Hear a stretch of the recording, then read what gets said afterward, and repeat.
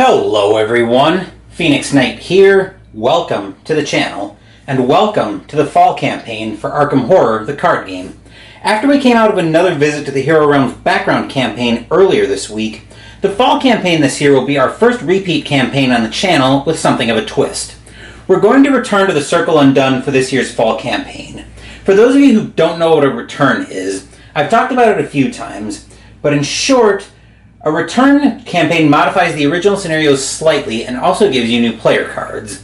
Once again, if you played any kind of MMORPG, think a hard mode, it's the same idea.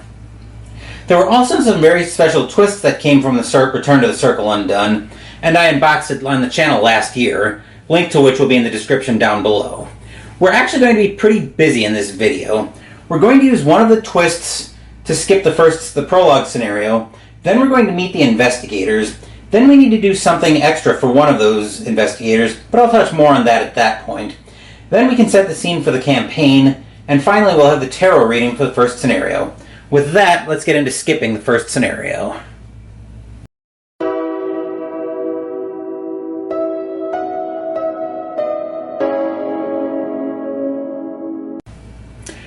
By first scenario here, I actually mean the prologue scenario, but now that we've got that straightened out, Return to the Circle Undone does give us a way to skip the prologue scenario via the tarot deck. As you may recall, in the prologue scenario for this campaign, which I'll also link to my playthrough of from last year in the description down below, we play specific investigators to help us set the scene for the campaign.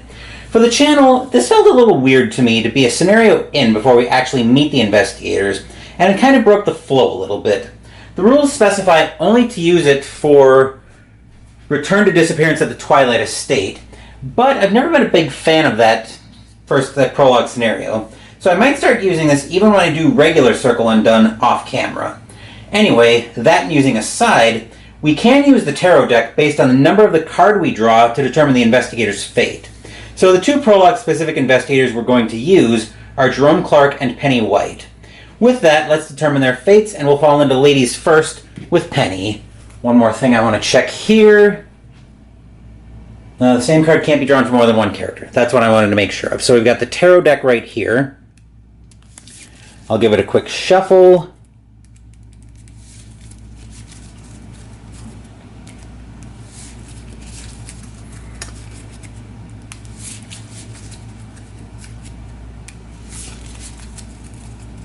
One more, there we go.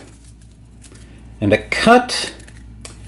And this will determine Penny's fate. So Penny draws card number 21. So, okay, Penny was taken, so based on 21, Penny was taken by the Watcher and 5 pieces of evidence were left behind. So I'm actually using, I'll try to protect spoilers here, but I'm using this specific section in the return pamphlet for disappearance of the Twilight Estate. So for Penny, I'll cross off Gabriella and Valentino since we're using them. Penny was taken by the Watcher.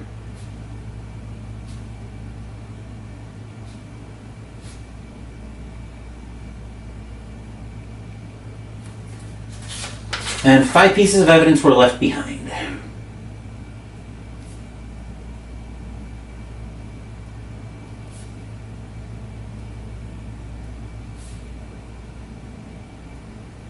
And now for Jerome, we'll just take the top card since we gave it a shuffle already. Jerome draws number 20. So he was also taken by the Watcher, and 3 pieces of evidence were left behind.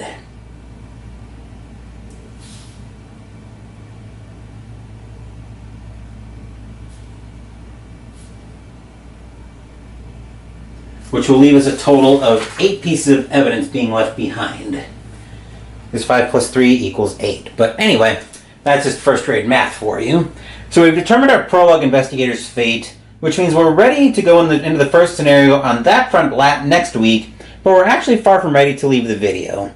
Next up, let's go meet the investigators, and we're going to have a campaign of firsts on that front as well, but more on that as we drop down to our first investigator.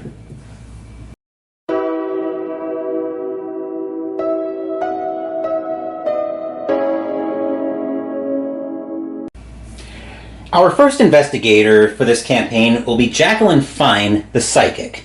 She's hardly the first Mystic on the channel or the first starter deck investigator. In fact, she's the fourth starter deck investigator that we've featured on the channel, which will leave only Nathaniel Cho to get on the channel at some point. However, we're not using her original deck as she came packaged with. Instead, this is where one of the firsts for this campaign comes into play. Jacqueline will actually be the first investigator I've featured on the channel whose deck is being carried over from a previous campaign. On a related note, coming out of that campaign, I actually have 12 experience to spend. So our next part of the video, once we get done meeting Jacqueline's partner, will be to upgrade Jacqueline. So anyway, let's take a look at Jacqueline's investigator and signature cards. So once again, she's the Psychic, and actually I'm going to grab her... I should have her other card available as well, so I can give you guys her backstory. Let's see if I have it in here. Oh, here it is. Okay, so we will get her backstory. Actually, her. Okay, so we actually need the other side. We'll actually use this card instead. I'll be using a flashier version of the.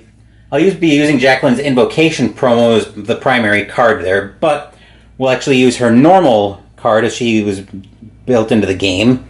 Stat line, 5 will, 3 lore, 2 combat, and 2 agility. She's the Clairvoyant. As a reaction, when an investigator at your location would reveal any number of chaos tokens, reveal 2 additional tokens.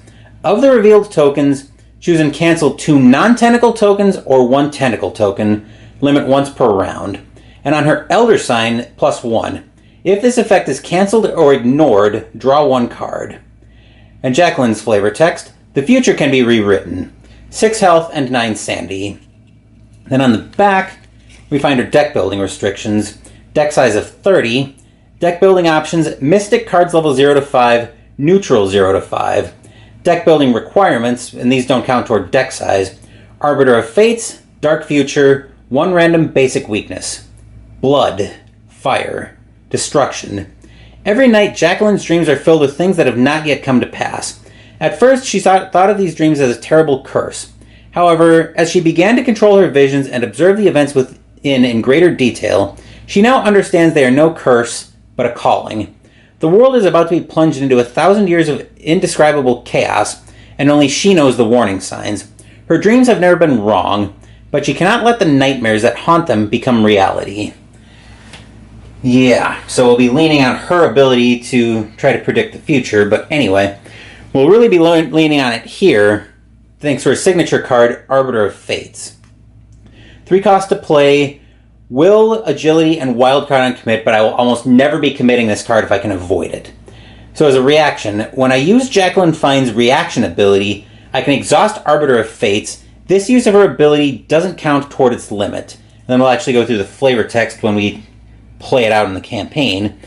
But we do have to be careful because occasionally her premonitions can come back to bite us in the form of a Dark Future. Omen End Times. On Revelation, put Dark Future into play in your threat area.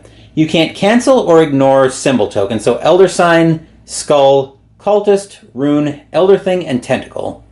Forced, at the end of your turn, reveal 5 random tokens from the Chaos Bag. If an Elder Sign is revealed, discard Dark Future. So, that weakness is a hard one to get rid of, and it basically shuts her off completely. There are, however, effects in this game that make us discard cards off of our deck, so I'll hardly be heartbroken if we can manage to discard Dark Future. But anyway, I'll talk a little bit more about what role I'm taking Jacqueline into, though I suspect our second investigator will tip that off when we go upgrade Jacqueline. As for what campaign she came out of, Jacqueline was actually my investigator from when my Friday group did Edge of the Earth for the first time. I'm tentatively planning to run that as my winter campaign next year, but I'll keep you guys posted on that. Anyway, I think I've rambled on long enough about Jacqueline, and we have another investigator to meet, so let's drop down and meet that second investigator. Mandy Thompson came into the game with the release of Dream Eaters, and she'll be our clue gatherer for this campaign. Given that fact, you can probably guess that we'll have Jacqueline mostly on combat detail. Anyway, that musing aside, let's take a look at Mandy Thompson, the researcher. Stat line of 3 will, 5 lore, 1 combat, 3 agility. She's the assistant and the scholar. Reaction ability. When an investigator at your location would search their deck or the encounter deck, they may either search 3 additional cards or resolve 1 additional target of the search. Limit once per round. On an Elder Sign effect, +0. Search the top 3 cards of your deck for a card and either draw it or commit it to this test if able. Shuffle your library. 6 health and 8 sanity. And on the back, before we get into this, I will mention that on the last taboo list, Mandy actually did get hit with the taboo hammer pretty hard. But on this channel, I generally don't play with the taboo list unless I specify otherwise. This will also not be a campaign where I use the tarot deck, but anyway, or not the tarot deck, the taboo list. But anyway, taking a look at Mandy, once this decides it wants to focus,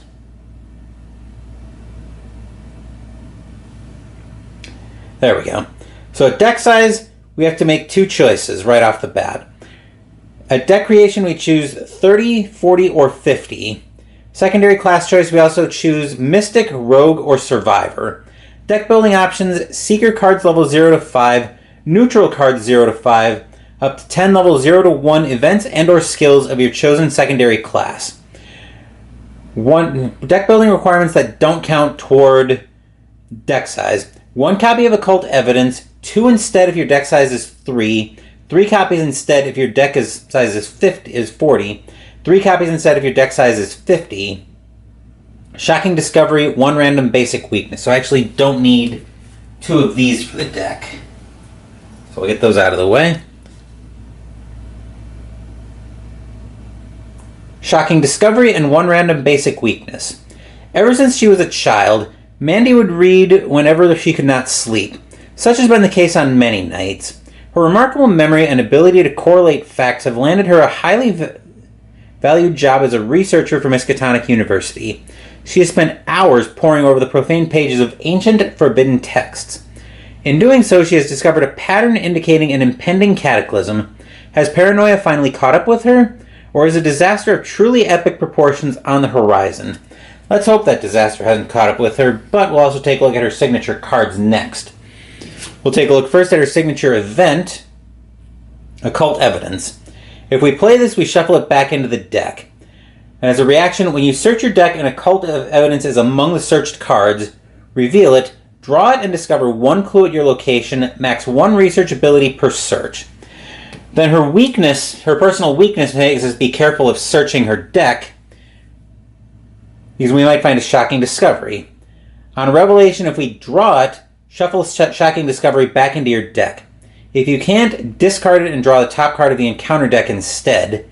Forced. When you search your deck and this card is among the searched cards, discard it, cancel the search and all of its effects, shuffle the searched deck, and draw the top card of the encounter deck. So, and you've probably also noticed that we have Research Librarian out as well. So as you recall, Research Librarian, when it enters play, lets us go searching the deck for a tome and add it to our hand. We had a similar backup plan with Daisy in the back in the spring campaign, where we could have used the Research Librarian to fish out the Necronomicon for Daisy, it being a tome. Whereas here, however, if we use the Research Librarian to go fishing for a card right away, and this is still in the deck, and Shocking Discovery is still in the deck, we would have to take Shocking Discovery, unlike with Daisy's Necronomicon, where we could fail to find that or go find something else. I'm going to lean into that plan to where we would have to take the Shocking Discovery. The idea is just to get it out of the deck as soon as possible, because Mandy wants to be searching her deck a lot. To that end, the idea of this deck is going to be a toolbox similar to Jacqueline's. I want to be able to go find whatever I need at a particular point in the scenario, but I also mentioned this was going to be a campaign of firsts. The last couple of times I ran this campaign, I've tried to run either this or normal Circle Undone, I got rocked pretty hard, and Jacqueline is coming in supercharged from the aforementioned Edge of the Earth campaign. To that end, the first here is that this is the first channel campaign where I'm actually going to build some experience right into the deck. As part of the deck building rules, when you initially build your deck at the start of a campaign or for a standalone scenario, you can actually add experience into the deck at a cost of 1 weakness per 10 experience you build into the deck. By the time I get Jacqueline fully upgraded, she'll have a total of 45 experience into her deck. And I felt starting the other investigator with 0 experience was a little silly and kind of a thematic fail. Plus, this campaign is a pain in the neck to begin with, so I definitely want to go in with strong decks at the outset. With that in mind, Mandy's going to start with 30 experience into her deck, which will give her a total of 4 basic weaknesses.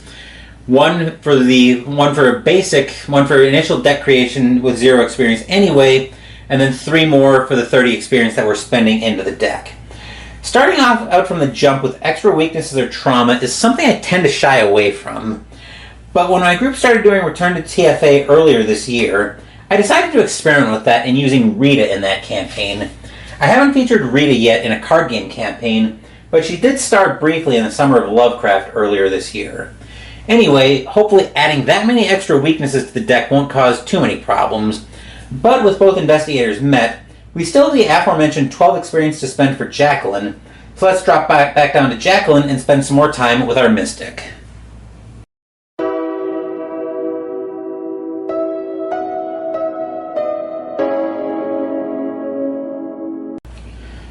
The theme of most of these upgrades is going to be strengthening what Jacqueline can already do.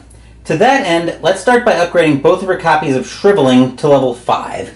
This will only cost us 4 experience because we're upgrading the same copy of a card by title. Anyway, let's take a look at the highest level Shriveling. So the upgrade here is we gain an extra combat icon on commit. We still have the 4 charges. We now get +3 combat and deal +2 damage. But we have to take 2 horror if we reveal a bad symbol. So that is something that we'll need to keep an eye on. But hopefully with Jacqueline we can keep the bad symbols at bay with her special ability. But I'm getting a little bit ahead of myself there. Next on the strengthening agenda will be Arcane Studies, which is our resource dump for will and lore tests. That will be going up to level 4, so let's take a quick look at that. The upgrade here is we get 2 free resources that we get to replenish at the start of each round. And we also gain another set of will and lore icons. Well, that might be on the level 2 version, but anyway, we have it here. Last on the strengthening upgrade, on the strengthening agenda, will be taking Clairvoyance up to level 3. So we'll take a quick look there. The upgrade here is we still have the same 3 charges. We now get +2 will for the investigation. We still discover 1 additional clue and still only take 1 horror from that. So that's very fortunate. And then we're going to make a brand new upgrade as well. So we're going to upgrade Uncage the Soul. That's not turning out to be as useful as I thought it would be, especially when we need to play an attack spell. Whereas playing this and then playing this to play the attack spell would trigger an attack of opportunity. Whereas just playing the attack spell directly won't. So to that end, we're going to give her another will buff in 4 of Cups, Chalice of the Heart. So let's take our first look at the Mystic Tarot. Here we get +1 will, and when the game begins, if 4 of Cups is in your opening hand, we get to put it in play. So that's all 12 of Jacqueline's experience spent. I'll get all of the upgrades into the deck list that'll be linking in the description down below. And that'll be one supercharged Mystic to start the campaign.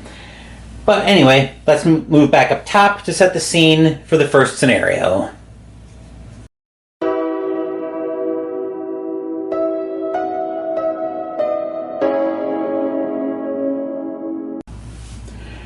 We actually don't need to do too much scene setting. Well, we can probably do that on Sunday, but since we are up top to stay for the video, let's go ahead and move into the tarot reading right away for the first scenario.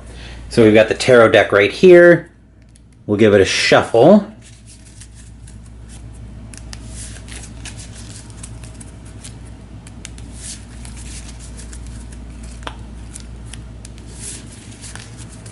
And a cut.